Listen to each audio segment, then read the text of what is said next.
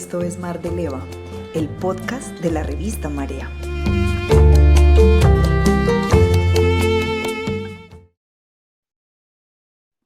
Hola Farra, bienvenida a estas conversaciones de Revista Marea.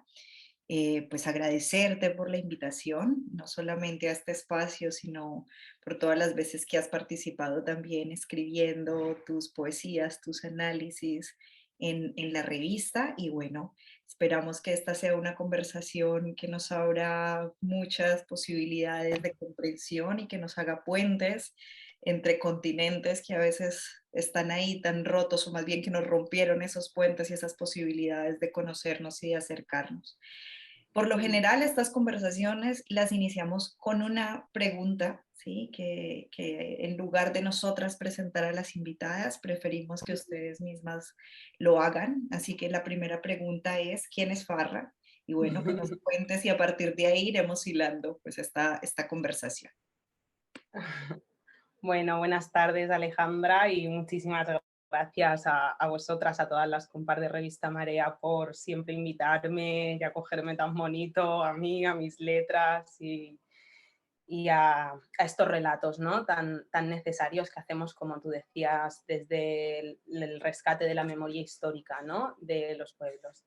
A mí me gustó mucho la reflexión que hicimos ese día hablando, ¿no? Que era muy triste como que así las cuerpas colonizadas hayamos tenido que pasar por la metrópoli para poder conocernos y para poder compartir narrativas, ¿no? Como esos aviones que no hay desde América Latina a África, sino que hay que pasar por Europa, pues un poco pasa igual con nuestros relatos y el rescate de estos, ¿no? Así que creo que estos caminos que estamos abriéndonos y que estamos haciendo entre nosotras para poder hablarnos más allá de la colonia y más allá de la colonialidad para este rescate, me parece muy bonito y muchísimas gracias por la invitación siempre. Y bueno, Sarra, yo soy una niña de 30 años que escribe a destiempos para rescatar, como te digo, la memoria histórica de mi pueblo, o sea, del pueblo saharaui y la mía propia del relato colonial y su violencia. Escribo, como te digo, a destiempos en Revista Marea, en mi Instagram.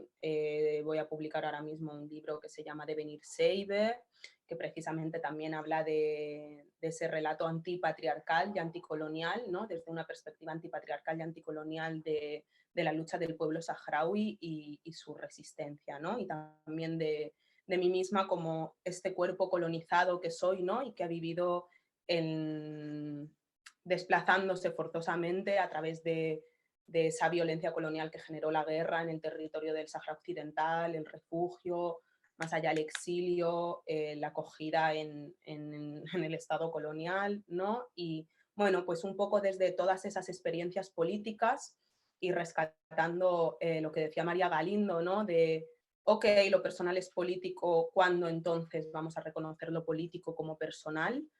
¿No? En un reconocimiento de eso político como personal, yo hago una narrativa en la que intento verme más allá de cómo nos quiere anular y silenciar el relato colonial, ¿no? En este caso de España. Vale, vale, querida. Pues esta primera pregunta, que es una pregunta sobre quién eres, ya empiezas a traer aquí un montón de elementos y seguro ahorita también vamos a volver en medio de la conversación a esta primera pregunta porque pues finalmente desde allí es desde donde definimos mucho de lo que pensamos, de los análisis que hacemos, así que bueno, perfecto. Nos estabas hablando, Farra, del pueblo saharaui en una conversación que tuvimos en Revista Marea durante creo que la primera cuarentena de esta pandemia. Tuvimos una conversación contigo y otras dos compañeras y en Colombia varias cercanas, amigas, aliadas, hermanas se acercaron y dijeron, yo no tenía idea que existía el Sahara. ¿Qué es el Sahara? ¿Dónde está? Digamos, habían allí muchas preguntas que por supuesto entendemos que son preguntas totalmente válidas justamente por Sí, estas barreras que nos han impuesto y que claro. han construido entre nosotras y que no sabemos, o sea, no tenemos allí una conexión directa, no sabemos quién es una mujer saharaui, de dónde viene este nombre del Sahara. Entonces, quiero que hablemos de eso, para que nos ayudes a entenderlo, que nos cuentes Sí, eh, dónde está el Sahara, así de sencillo, qué es el sí, sí. Sahara, y bueno, y qué es el pueblo saharaui. Seguro ahí vas a poner más elementos y demás, y siéntete tranquila para conversarlo, pero pues Sí, que empecemos por allí. vale. Sí, pues a ver, el Sahara Occidental, que es de donde sería originaria yo y mi familia y el pueblo saharaui, ¿no?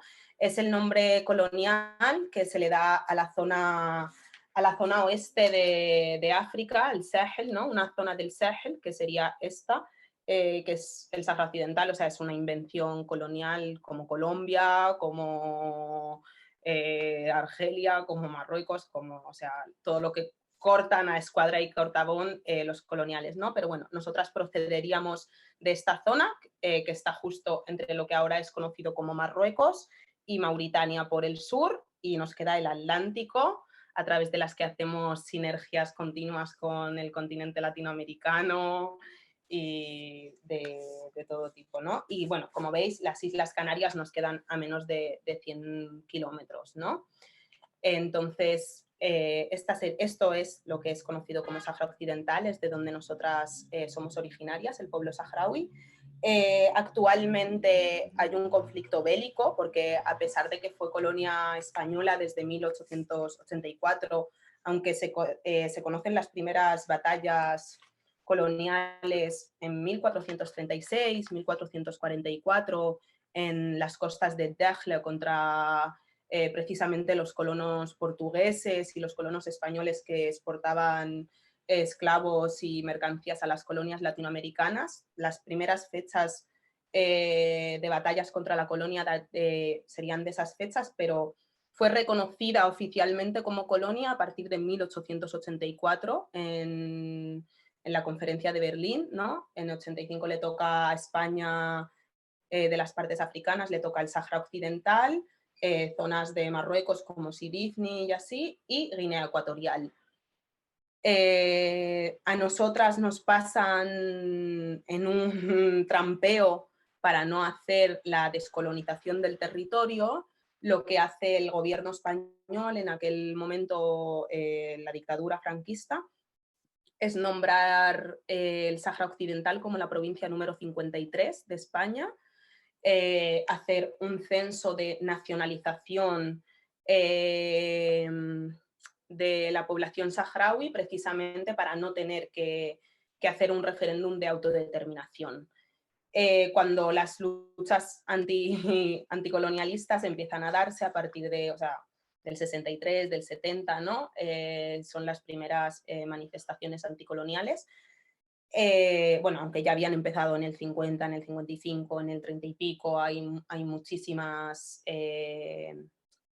revueltas de lo que es la sociedad bedaní, porque nosotros somos una sociedad nómada que se mueve en el desierto y que realmente nunca llegó a hacer sinergias con la colonia, ¿no? La colonia se dedicaba a expoliar el territorio, se dedicaba a expoliar los fosfatos, que descubrieron las minas de fosfatos más grandes, ¿no? Están en el Sahara Occidental, que son unas minas abiertas, o sea, a cielo abierto, y los pescados, el petróleo, todo, ¿no?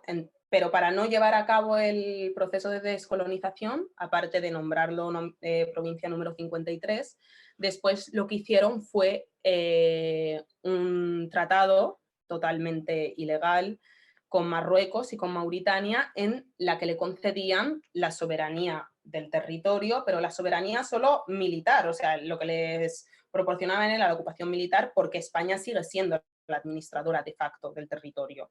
Y en Naciones Unidas está reconocida como potencia colonial del Sáhara Occidental, aunque esté ocupada militarmente por Marruecos y es actualmente la corona marroquí quien lleva a cabo su violencia imperialista en el territorio, es a través de la colonia, que es España y Europa, ¿no? Yo siempre hago la risa de que Eduardo Galeano decía cuando los colonos llegaron a América Latina, les dejaron la Biblia, la población cerró los ojos, ellos habían llevado la tierra y habían dejado a Dios, ¿no? Yo digo que en el Sáhara Occidental llegaron, nos dejaron el Tratado de los Derechos Humanos y cerramos los ojos, se habían llevado la tierra y nos habían secuestrado en lo que es el derecho internacional, en el que somos un pueblo de no derecho.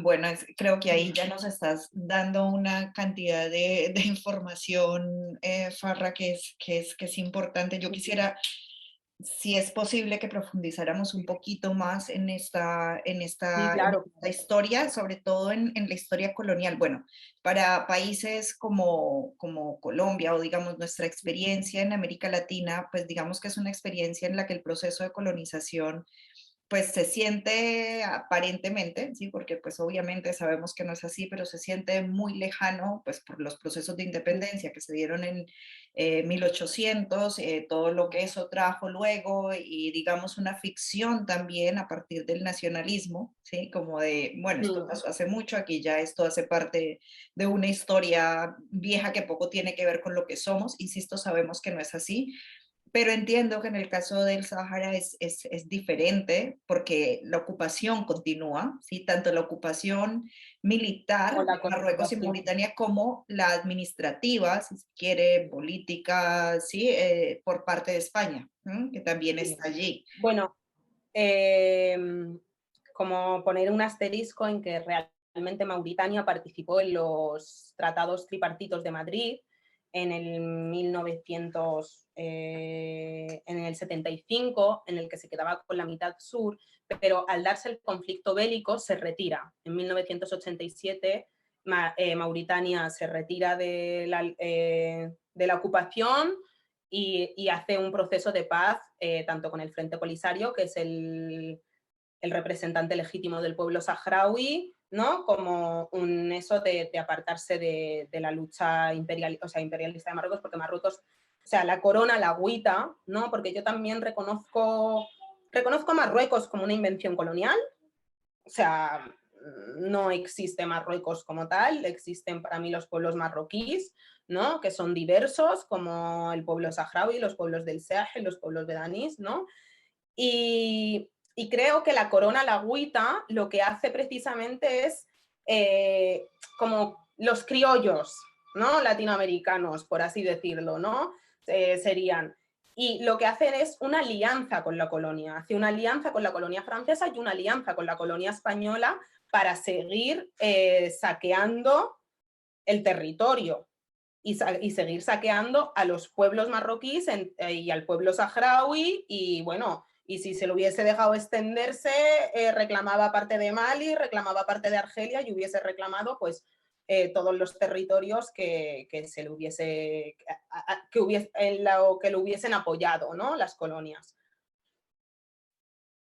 Vale, y hay otro elemento, Farra, que yo creo que es importante de lo que estabas nombrando y es, bueno, esto qué ha implicado, cuáles son las condiciones hoy, digamos, de vida del pueblo del que tú vienes, ¿sí? Pues yo sé que allí podríamos demorarnos mucho, pero nos decías al Sí. inicio, nosotros no éramos un pueblo que estuviéramos estático en un lugar, que estuviéramos quietos en un lugar, sino que nos estábamos Bueno, a moviendo. ver, es diverso, A ¿eh? O ver. sea, sí que había, o sea, obviamente el pueblo saharaui sí es un pueblo beduino, pero también obviamente sí que había personas ya establecidas en ciudades, como Laayoune, como Dakhla, ¿no? Como también otras ciudades de Mauritania, otras ciudades de Argelia. O sea, pero sí que es más reconocido como un pueblo nómada que se ha dedicado al pastorear camellos, cabras, y a vivir un poco del desierto, del comercio en el desierto y de la supervivencia ahí, ¿no?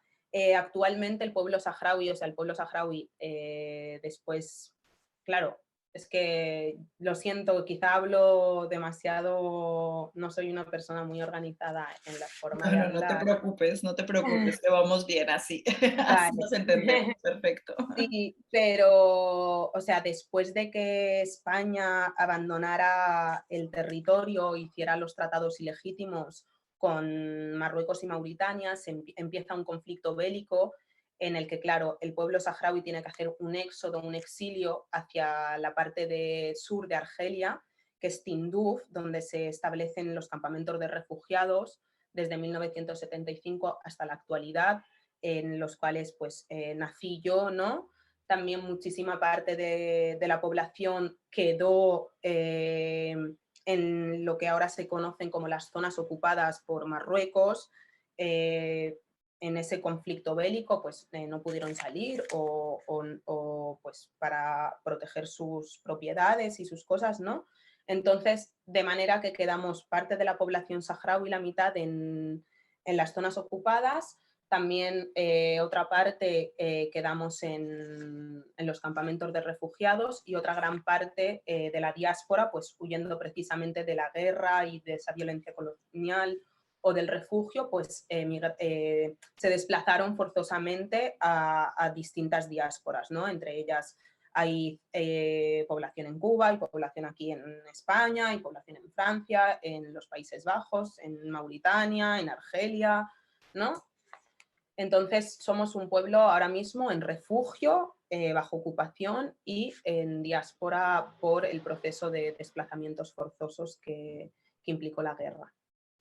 Vale, Farra. Como estas son conversaciones pues un poco más cortas de lo que a veces quisiéramos, porque yo Sí. creo que aquí nos estás poniendo un montón de cosas que podríamos en cada una como quedarnos y conversar más, pero yo quisiera dar un salto, digamos, estamos en este contexto más general, nos estás contando un poco del Sahara, del pueblo saharaui, la historia, digamos, allí también, qué ha hecho, ¿sí? La colonización española con este pedazote gigante de territorio africano, ¿sí? Que creo que es la historia del continente y la historia también del continente del que yo provengo. Digamos, quiero dar un salto allí con digo, la similitud con América Latina y los procesos coloniales, ¿no? Pero quiero dar un salto y es preguntarte bueno, desde tu experiencia como una mujer saharaui, ¿sí? ¿Qué ha implicado y por conocer tu escritura, proyectos, reflexiones, digamos que has transitado pues desde esa experiencia, pues que ha implicado también pensar lo antipatriarcal, lo anticolonial, por supuesto lo antirracista, ¿sí? Desde ese lugar de mujer saharaui, diaspórica, y que está allí pues también poniendo estas reflexiones. Sí,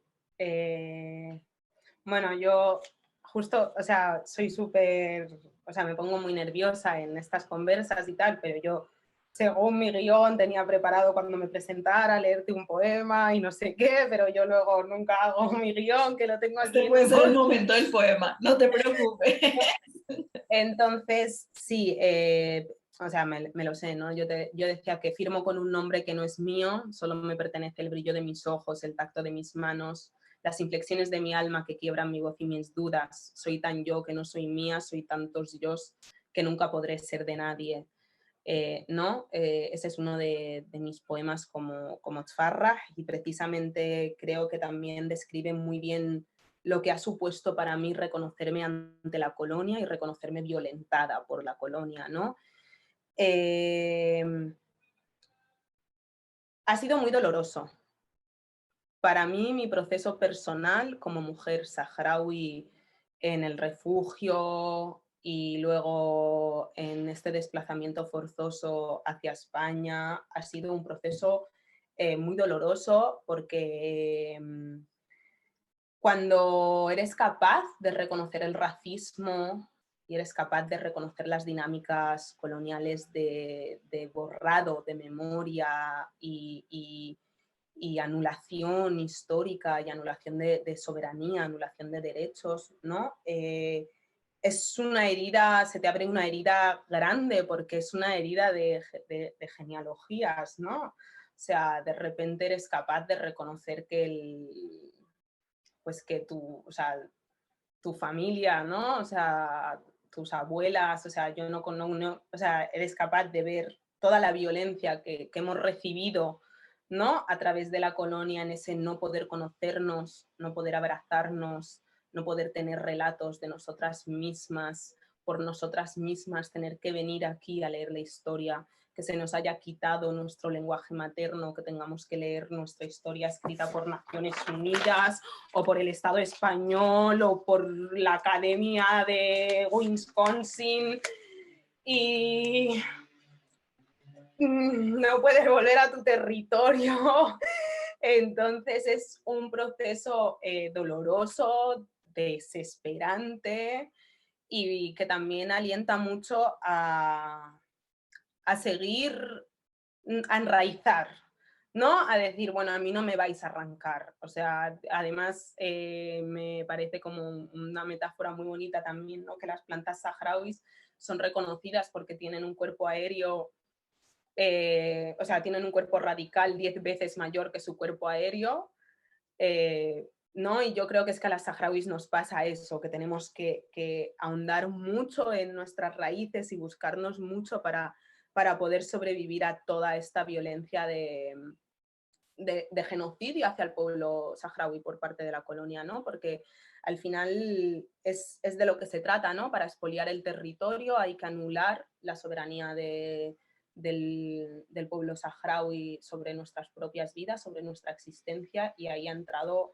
o sea, yo vine a los 6 años al Estado español, perdí mi lengua materna, perdí comunicación con mi familia, ha sido, ¿no?, un proceso de asimilación que es muy doloroso, ¿no? Y luego también la colonialidad del género, cómo se señala ciertos cuerpos como machistas, patriarcales, ¿no? Cuando más patriarcal que el Estado, wow, es que no he visto, ¿no? Y luego también, pues como hemos recibido muchísima, o sea, la violencia colonial, es que yo cuando hablo de violencia colonial, como en mi cabeza hay un hilo gigante, ¿no? Que lleva desde eso, desde la anulación del territorio, a la anulación de la soberanía para poder decidir quiénes queremos ser y de dónde queremos formar parte.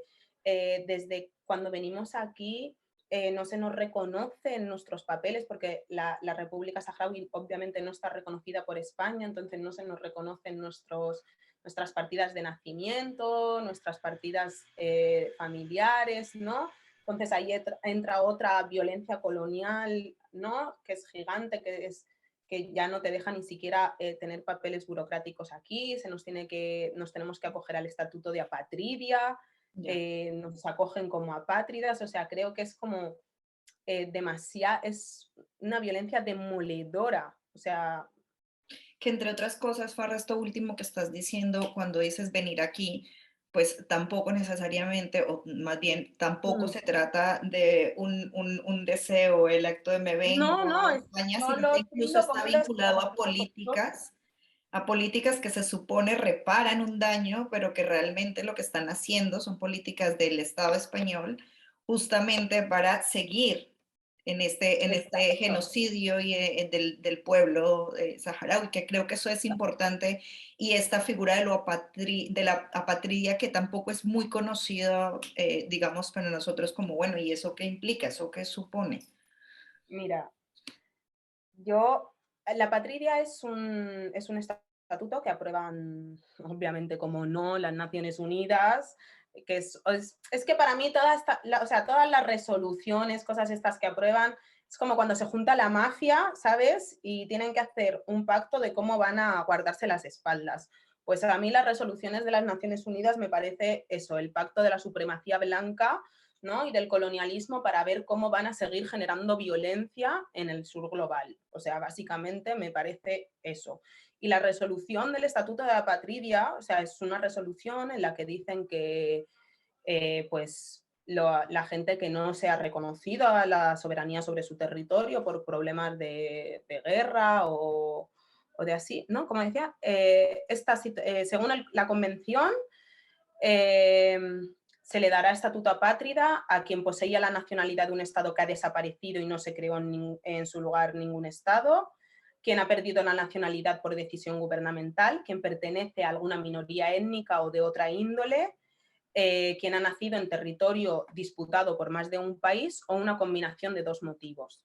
pero la verdad es que yo como persona pátrida considero que esto sucede porque hay estados que se otorgan el privilegio de anular y hacer desaparecer a poblaciones en pos de su beneficio. En el caso de los saharauis, es España quien se ha otorgado el derecho a desaparecernos de la historia, es quien niega nuestro ser, nuestro derecho a la soberanía territorial, nuestro derecho a la gestión de nuestros recursos y nuestro derecho a la libre circulación, ¿no? Y a ser reconocidas como población o nación a través de un referéndum de autodeterminación. Ya, vale, Mm, Farra, vale, pues sí. esto se salió un poco de las preguntas que habíamos hablado al inicio, pero yo Sí, quisiera bueno, cerrar quisiera cerrar sí. con esta pregunta y a propósito de tu poema y del libro que pronto va a salir y que seguramente por aquí vamos a recomendar por Revista Marea. Em, Quisiera que nos hablaras de la escritura y de Ujú, las formas de sanar, ¿sí? Porque bueno, luego le ponemos energía y tenemos también que hacerlo y análisis y reflexiones a todo esto que le ujú. han hecho, por ejemplo, al pueblo saharaui, pero pues también está como la fuerza y las formas de sanar que nos inventamos, que reinventamos, que Sí, creamos. yo Y yo creo quiero que nos que hables de la escritura, porque sé que esa es mm, una, bueno, no solo de lo que nos quieras hablar sobre esto, pero sé que esa es una de las formas que tú has recuperado y agarrado con fuerza. sí, la verdad que para mí la escritura ha sido pues como mi salvavidas en muchísimas situaciones de la vida, ¿no? Y para mí escribir ha sido, o sea, es eso, es un proceso sanador y es un proceso de rescatar genealogías, de ponerlos, o sea, de poner escucha ¿no? O sea, acerca del corazón, que digo yo, es acercar el oído al corazón, acercar el oído a nuestras madres, a nuestras abuelas, a esas otras, a las formas de resistencia a la colonia, porque sí hemos resistido. Porque el hecho de que estemos ahora aquí narrándonos de la manera que nos estamos narrando quiere decir que sí estamos resistiendo, ¿no? Entonces creo que escribir tiene que ver mucho con romper esto y cosernos de otra manera, ¿no? Yo también hago mucho una analogía que en el Sahara hacemos mucho lavar los intestinos de las cabras y de esto, ¿no? Entonces es un proceso que te llenas de mierda, literalmente, ¿no? Pero tienes que hacerlo para limpiarlo bien y para poder comer o sea, durante un tiempo. Pues esta mierda colonial, o sea, para mí leerme estos documentos coloniales hechos por la ONU, por tal, me genera muchísimo dolor, pero también me suponen una forma de ver cómo nos están, o sea, cómo nos están rompiendo para saber cómo vamos a poder resistir a esos golpes, ¿no? O sea, porque, por ejemplo, ayer estuve aquí 5 horas leyéndome este documento, ¿no? Y tuve, pues, la reflexión que te he dicho de cómo nos dejan los derechos humanos y el derecho internacional para secuestrarnos en él, cómo no reconocen violación de los derechos humanos la invasión colonial y las guerras que nos hacen, pero sí consideran violación de los derechos humanos la represión a una manifestación en 1970. O sea, Cari, llegaste con 10.000 soldados en 1884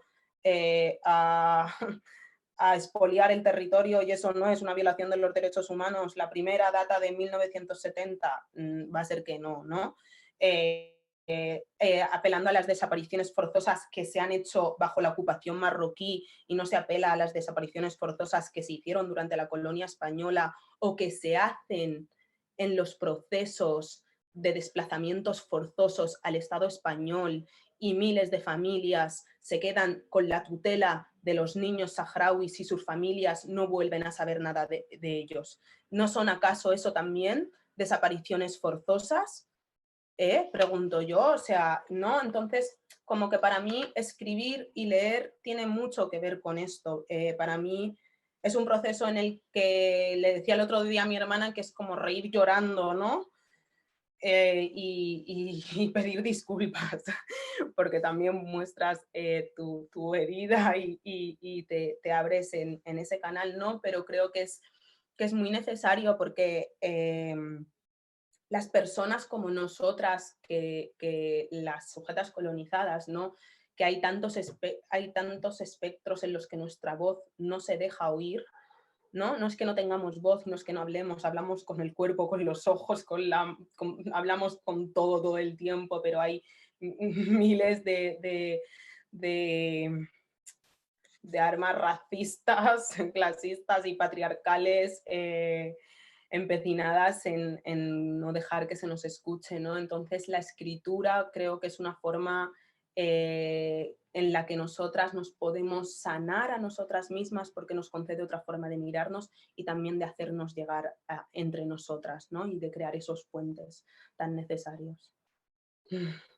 Bueno, Farra, pues Bueno, gracias de nuevo. O sea, yo creo que vamos a tener una segunda, tercera, seguro, inshallah. conversación.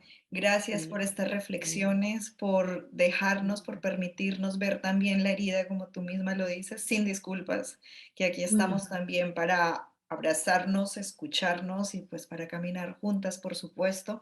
Para Revista Marea es un honor, de nuevo un para mí también. placer de nuevo contar aquí con tus reflexiones, con las preguntas, con todas estas idas y regresos y además este llamado tan bonito que haces al final, que esa metáfora de las vísceras es tremenda, pero que al final, bueno, eso también es, esa también ha sido la forma de sanar, ¿sí?